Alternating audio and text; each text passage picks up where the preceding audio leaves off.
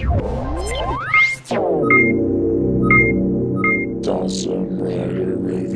YouTube, Dawson Rider here with my review of Sentai Artisan Rodeomaru review. Maybe I'll stop saying Artisan even though it just feels right. I don't know. Anyway, so this is the second of these figures done for this series, which are well-articulated, highly detailed figures for the humanoid Zords of this series. So we already got Shinobi Maru, and now we have Rodeomaru. And as an added little bonus, they do carry some functionality with the Deluxe Zord line, which is kind of neat. Very quick look at the box. It's fine packaging. There's really nothing wrong with it. It's got a lot of personality, I guess. It fits in with the show, I suppose. Got him doing some air guitar here. Just the colors sort of generally fit his ness, you know. And then on the back you have a picture of Akaninger Chozetsu because it comes with that little minifigure. So that's actually a really cool shot. Like, I'm not a huge fan of the show by any means, but their designs are pretty cool, which is pretty much the main reason I'm actually buying these. But anyway, as you can see, you have the figure here, and then he comes with this little mini Akaninger Chozetsu, which also is mainly made to fit in with the mecha line, so you can have him riding on it or becoming like a little Ranger Key-esque thingy. Unfortunately, I can't fully show off those functions because I actually don't have Lion How, but I can just talk about it, but it just saves time at the end of the day. Accessories-wise, they basically just come with little swappable parts. These little arms here are going to be used for when you can put them on King Shuriken, and these as well are going to swap out his shoulder pads.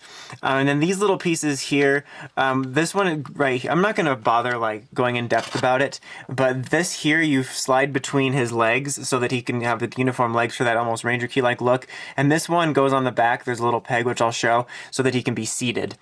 I'm talking about little mini dude here.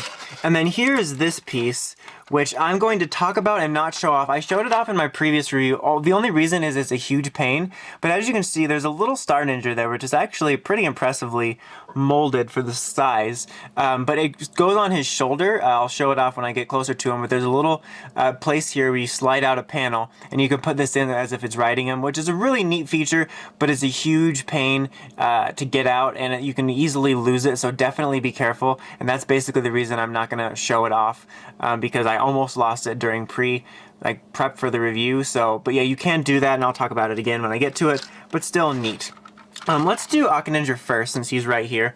He's basically just this tiny little figure, very basely painted, but he actually looks pretty nice. He looks better than the Bandai of America bike figures. I don't want to hate to do digs about Bandai of America, but come on. He also comes with a sword here, which is actually removable. It's actually off of him when you get him, so you can put him on the top. Put him on the top. That didn't even make sense. As you can see, there's a little peg there. This seems really dirty, but that's where that little seat goes. And then in between his legs, there's those little tiny slats that you can put so you can put that piece in between so his legs will be uniform. But he's actually not a terrible looking figure. He actually looks pretty good, all things considered. It's the most articulated Akaninger Chozetsu figure we're getting. It's actually removable arms. No, that comes off pretty easy.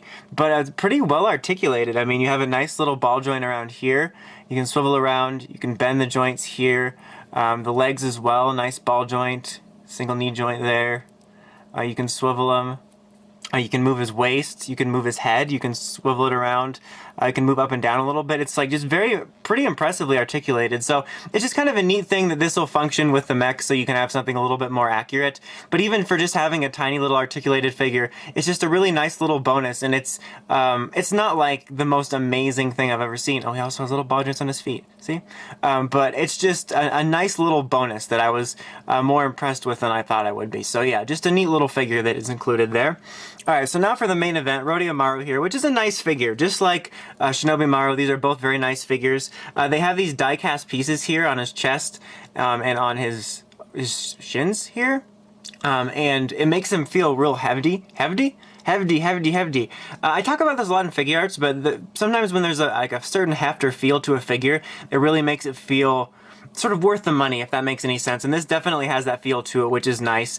And it's just overall a really nice looking figure. The paint all looks good. The blue is nice and clean. It looks very show accurate. I think that the die cast here looks good. Sometimes it can look a bit tacky, and I can maybe see that a little bit, but mostly I think it makes it look pretty cool because it's all gold and stuff. But it's just a very nice looking figure. The head sculpt is very well done. Nice paint. Looks very accurate. The proportions all look pretty damn accurate to the way the suit does in the show when he's getting up and fighting on his own.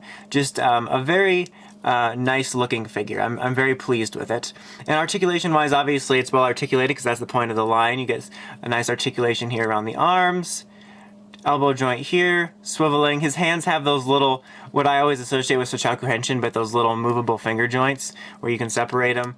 Nice ball joint on the leg, knee joint here, got swiveling, and then you got the little ball joint on the foot.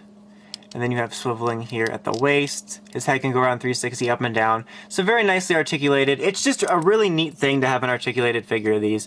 So very nicely done there. I'm very happy with it. And see, the thing is that I bought this in Shinobi Maru because I wanted an articulated figure of these suits because I like them. But they added in functionality for the Zords, which is neat. They didn't have to do that. It's just kind of neat that they did. Like, if these didn't have that, I would still be pleased with it because this is exactly what I was looking for. A really nice looking articulated figure of this Zord because it is humanoid. Excuse me. Sorry, my mouth's getting dry.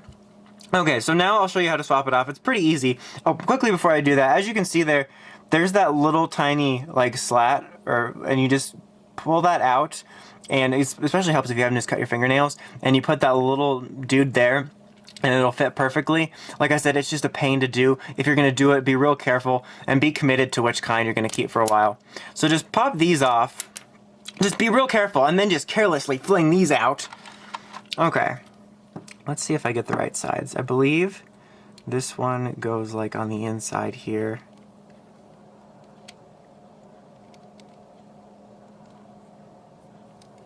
Okay, wrong one. Okay, so slide that there. And then so that the little peg is on the inside. That's what I was thinking of. I thought it was weird that the peg was close to the head. So these two little extra pieces will just replace it so that it can actually go on to the Megazord. I think I got this right. Am I doing this the right way? Am I doing this right? Am I doing this right is basically my whole life. Okay, there we go. So those slide on real easy. Now the arms are a little bit more difficult. You just pull off the whole arm. You're not just replacing the piece. And then I might even cut away after I show one. I find it easiest to actually flip this around so you can see what you're doing better. But you're going to basically just pop this right on here. As you can see, the peg where the arm was fits here. And then there's two other little rectangular plugs, and then just basically snap it in there. It is a bit difficult to do. Like I said, it's a lot easier if you flip it around, but because of the nature of, we've all dealt with this if you have any figures like this, of these moving around when you're trying to plug them in and then having to line all three of them up is especially a pain when you're trying to do it when it's not facing up. Alright, here we go. We have the arms on there. I also went ahead and brought in King Shuriken to save a little time that I've now wasted by talking about it. Real quickly before we do anything, I just wanted to show that this also has the little pullback thingies so he can sit in the thrones just like Shinobi Maru. And I'm going to be showing this off with King Shuriken, obviously, but you can also have him just riding Rodeomaru and stuff, which is neat. I didn't feel like disassembling the whole thing to show something you can imagine in your head right now. In fact, I'm going to give you that time right now. Imagine what this would look like riding on Rodeomaru. You got it? Okay. That's what it would look like. So yeah, there's that. So this is super easy now. So I just left them as is. So just take the top off here, and you're just gonna pull off old and busted Rodeomaru, and then he is just gonna ride right on top. It's actually kind of hard to see everything, but just kind of lie him down on top of there. Have his head going forward. Have his little arms on there.